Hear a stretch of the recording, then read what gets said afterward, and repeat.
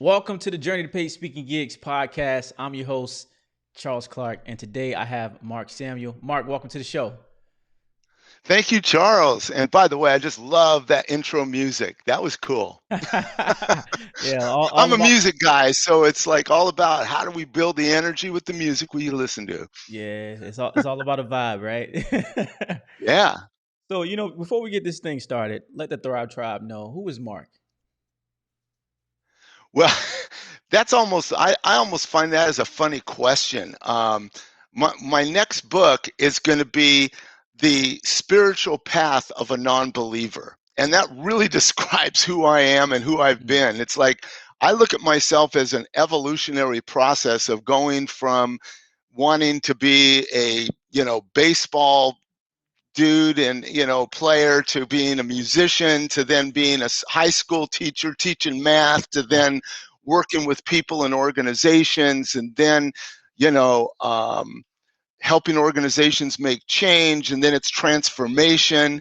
And it's just been a whole process, and quite honestly a surprising one. Like, I never wanted to write a book. In fact, I don't like it at all, and now I've working on my sixth or seventh book. Wow. And Yeah. and I was, the first time I gave a speech, I was awful. Like, I was terrible. Like, not even close to being good, and I'm not over exaggerating. It was Yeah. awful, and I just thought, well, I'm never going to do speaking again. I'm good at teaching, I'm good at facilitating. I can't speak, and that's fine, And then I had the CEO of Toastmasters in one of my longer programs, and I told him, I says, you got to help me. I have no speaking skills. He goes, you're nuts. I've seen you speak. You're doing it right now. And I Yeah. go, well, you got to help me get from point A to point B, because right now it ain't working with my audiences. So it, to me, I've been a bunch of surprises, and people say, well, what's your purpose? My purpose has continued to change and evolve over Mhm. my lifespan. And the other thing too that I'm so proud of now is on my next book, my daughter, one of my daughters who's 31 or 32 now, she's the one that's helping me to write it. So Wow. she's a really good writer, and we're working together, and it's one Yeah. of the dream comes true in a way, because we're just partnering so well, and she's got good sensibilities, and but I can't write as well as she does. I'm just Mhm. good at getting the content out. She Yeah. turns it into a nice package that Yeah. relates to people. That's something special right there. I mean, aside from the completion of the project, what is it like to keep it in the family and to build a relationship with your daughter in that way? Well, actually a kind of a funny question, because I am very hands off with my daughter. It's like Mhm. I take no credit for what she does well, and at the same time, it's like whatever you do is going to be good with me. It's like I'm Mm. not. I've crossed that boundary a couple of times, and it's never worked out very well. Yeah. So I'm really, I never had an expectation that we would work together, and I Yeah. never thought of her as, certainly writing a book with me, but it just sort of has evolved Mhm. and just showed up. She started writing, helping us with articles and blogs and things like that. And then it's like, why don't you work with me on the book? It Yeah, seems yeah. like we work well together. And she says, oh, I'd love to do that. And she is just so good. And Wow. the publisher is giving her tons of feedback, letting her know just how good she is. Because Wow. again, I get the content out. I could be fairly clear and, Yeah. about that, but she makes it so you can, like for me, I'm the one who cracks the egg. She's the one that turns it into an omelet. Come on, You don't or want to or you don't or want to eat my cracked egg. right, yeah, give me some cake, something like hook it up, hook it up. That's right. That's right. So like when did you know that I know you talked about, man, I wasn't good at speaking, but when did you know that, hey, actually my voice matters and I can actually get paid to do this? Oh, that's a great question too. It's in a way, I thought my voice mattered before I learned how to speak. I knew that what I was coming up with and what I was developing was fairly leading edge for the world I was in. The teamwork, team building, change management, and those kinds of things. Because again, my way of doing is I've combined what I would call spiritual tenets into change management, and either people are on the spiritual side or they're just strictly on the change management side, but they don't combine them very well, or in a way that speaks to both audiences. Mm-hmm. And I'm pretty good at doing that. So I knew I had something to offer. I just didn't always have the confidence nor the methodology to know how do I translate this into a speech, because I'm naturally a very good teacher. Like, I'm Mm-hmm. really good. I could teach almost anything because I'm a slow learner. Yeah. And Yeah. as a slow learner, I know how to piece everything together so it's in a logical order Yeah. to Yeah. learn I'm the same. Yeah. and motivate. But to speak it meant that I had to be motivational and inspirational and say it without a lot of interaction and stuff like that. And it was like, oh my God, I'm lost in this. It's like, Condensing it. I Yeah. was supposed to give an I was supposed to give an hour speech, and I was done in 20 minutes. That's how bad it was. I was like, oh, Yeah. I got kill a me little more time on already. my hand. And that never happens. I'm always developing more content than I can deliver. So it's like I Yeah. can have an 8 hour day and want 9 or 10 hours. Yeah. So I'm never searching for content. It's just that I schedule the speech and I hit my talking points and I just and oop, 20 minutes. Yeah. Uh, So what do you kind of see as, like, I know you kind of hinted on it a little bit, but what do you see as like your superpower when you're on that stage, the thing that you have that makes you so unique amongst the other speakers? yeah, I think it's a couple of things, or three things maybe. So let me just give you a little part of the journey. So the first thing that I got from uh, Mr. McCann, who was the head of Toastmasters, is he Mhm. gave me, like, here's the structure of a speech. Here's how you want to position it, and gave me a few books on it. And it was like, okay, now I get what I'm trying to accomplish in a speech, and it gave me the structure. Yeah. Soon after I had the structure and I got comfortable with it, I threw out the structure.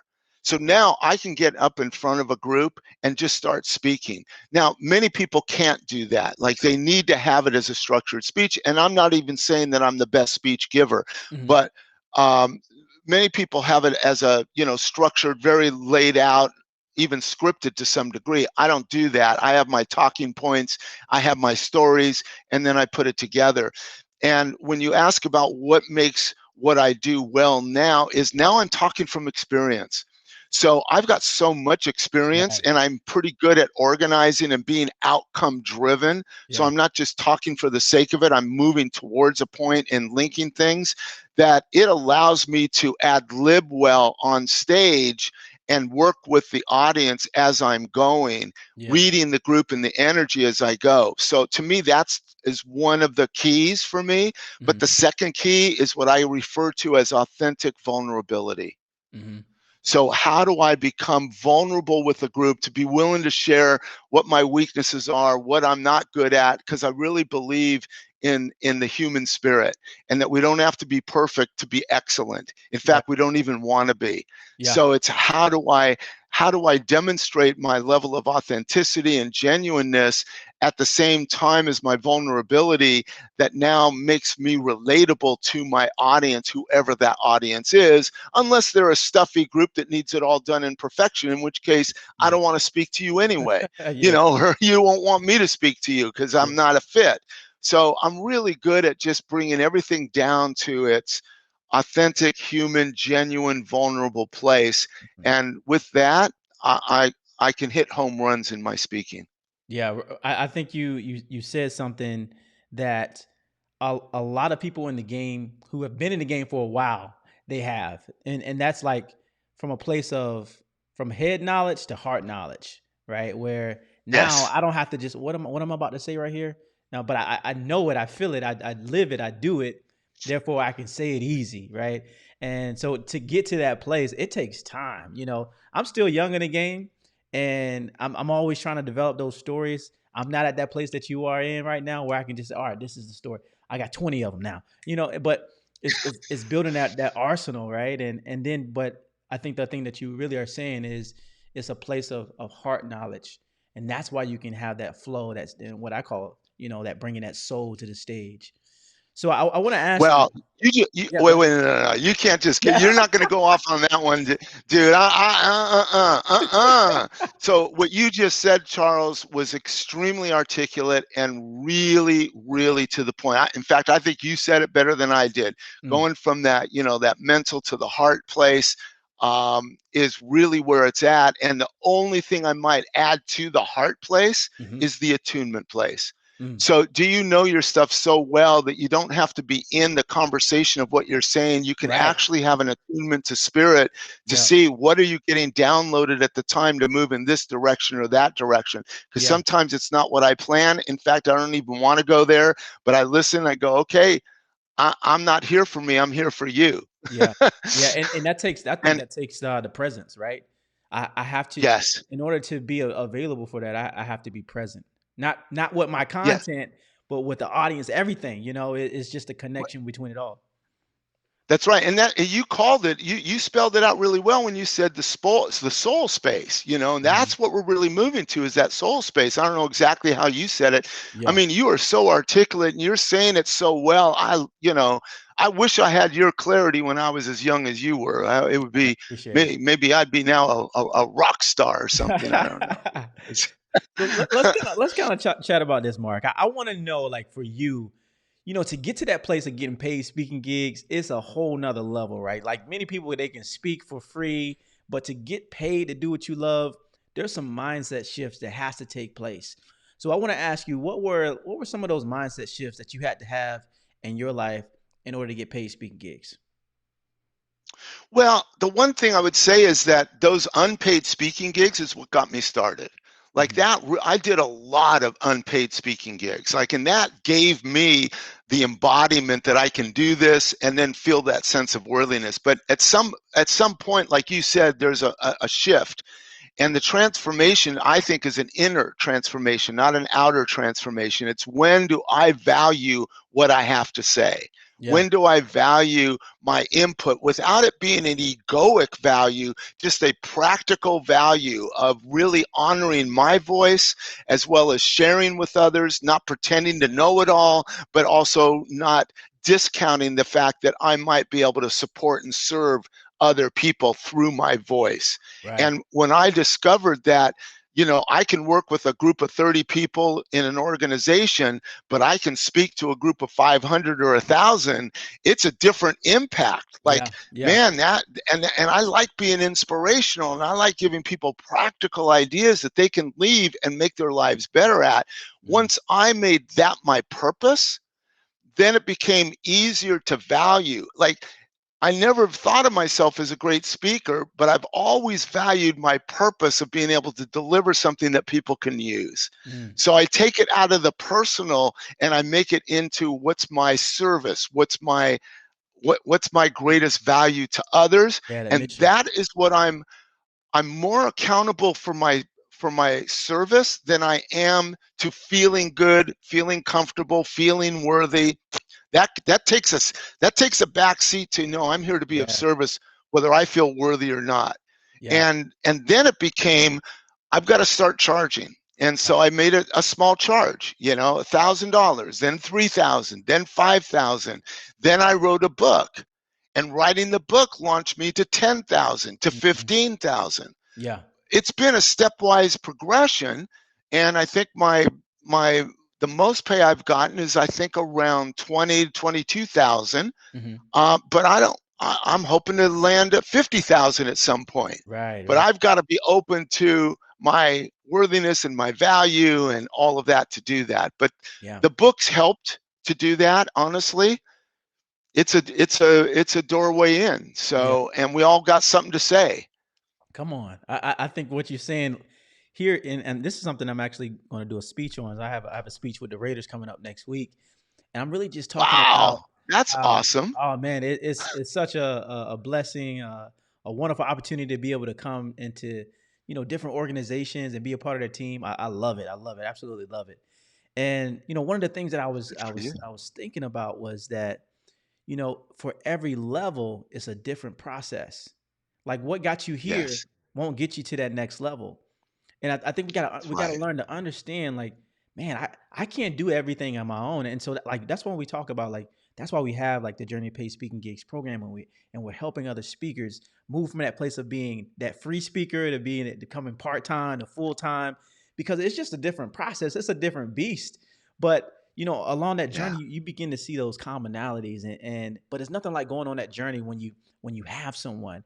I know you talk about, Mark, you talk about a lot about accountability, right? I want to Yes. ask you, like, to you, what's accountability look like when it comes to becoming a better speaker? Oh, I love that question. No one's asked me that question, Charles. What a Uh, great question. You ought to interview people for a living, dude. You're really oh, good at it. I appreciate it. Well, I'll tell you what it means to me is our ultimate accountability is to ourselves.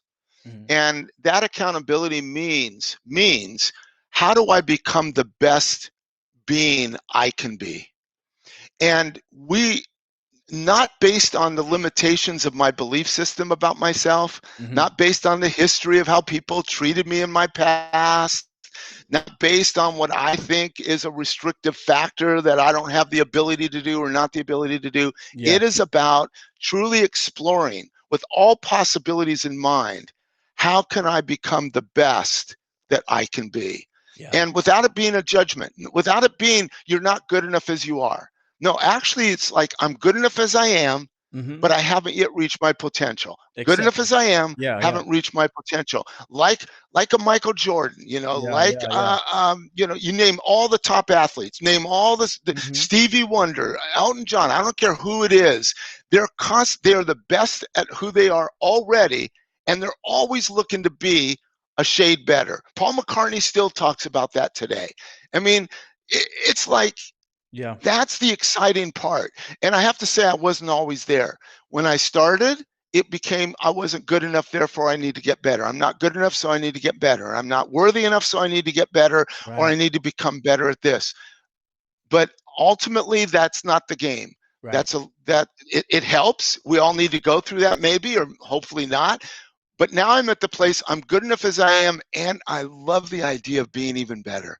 I Yeah. love the idea of seeing what's possible. Because Yeah. honestly, I was never meant to be a writer. Like, Yeah. I hated it. I mean, there was like, shoot me first. Like, there was no way I was going to become a writer, but there was no way I'd get my message out without writing about it. Because even to Yeah. Mhm. a speech goes to 1,000 people, writing goes to, 100,000, Yeah. whatever it Yeah. is. Yeah. So I knew I needed to write. So again, purpose driven, but you've got to me it's about purpose driven, and one of our purposes is how great can I become.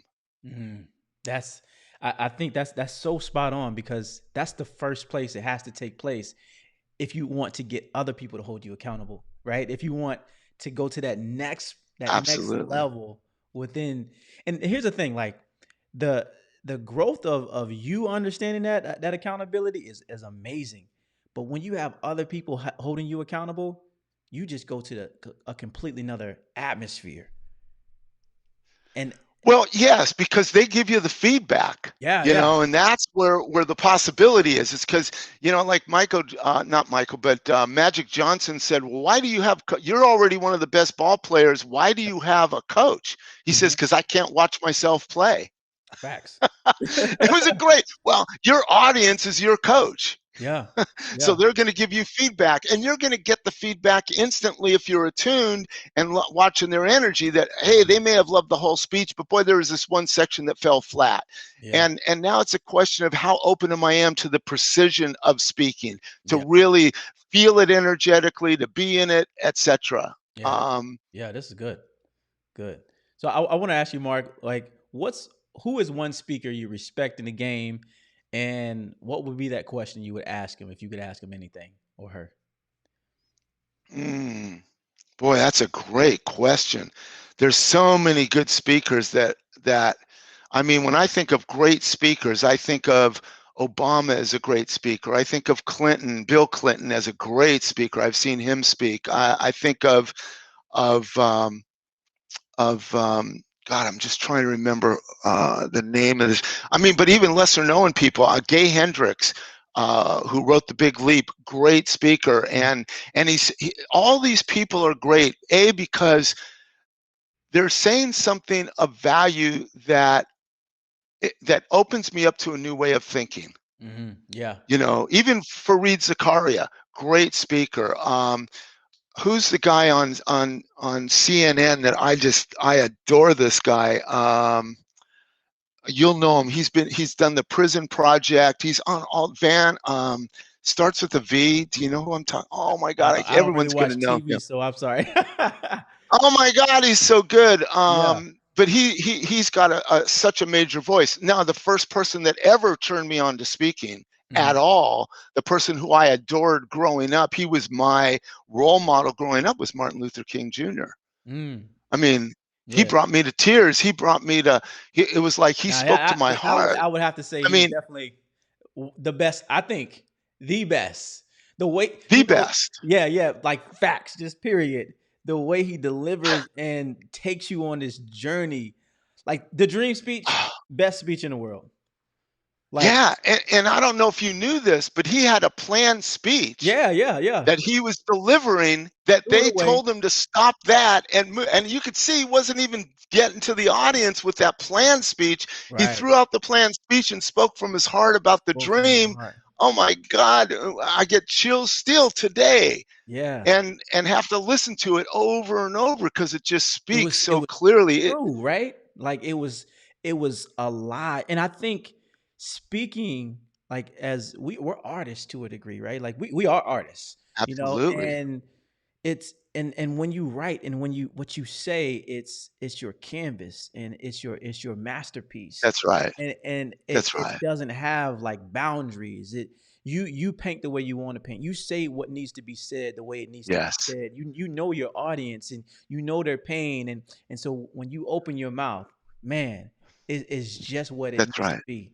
So yeah, Well, and Charles, I just mhm, want the whole audience to note this. You just said something absolutely critical. I don't want to bypass it. yeah, When you speak to the pain of your audience yeah, and you really speak from a vulnerable place, not a know it all place, but a vulnerable place, a right, human place, a spirit place, and you allow, in a sense, you to be the vehicle to which spirit comes through you, like Martin Luther King Jr. did. yeah. I mean, That's that's when you fine. reach millions. Yeah, yeah, yeah. Yeah, Man, I can go all day with this conversation with you. I know. So I want to ask you before we go, Mark, where can the tribe find you? Oh, well, the best way to find me, I guess, would be you can always catch me on my website, which is actually bstate.com. B as in breakthrough, state as in the state of breakthrough, bstate.com. And I believe you can follow me. I'm an older guy, so I'm not really all that skilled at this, but you can follow me on LinkedIn uh, at Mark. I think it's Mark Samuel or Mark S. Samuel. Twitter and Instagram are Mark S. Samuel. Yeah, We, you know, I got those you are in the show my notes. yeah, so I think that's where you can find me, and I'm always open to conversation. You can always email me at mark@bstate.com. Like I'm really open. Like I'm so into. Look at my day. I'm going to do this for a few more years, or as long as God gives me the ability to do it. But it's all about people of your generation. You're the change agents. You're the leaders. Mhm. If there's a way I can support anyone through a conversation or through an experience, whatever, I'm really open to doing it. So that's why I even give out my email at mark@bstate.com, because I love supporting who I think are going to take us into a future, which are people like you, Charles. You've got it, man. I mean, I love talking with you. You're so beyond your years in terms of your understanding and your consciousness. Love it. Thank I you. appreciate it. It's a tribe thing. I appreciate you, Mark. Yeah. Well,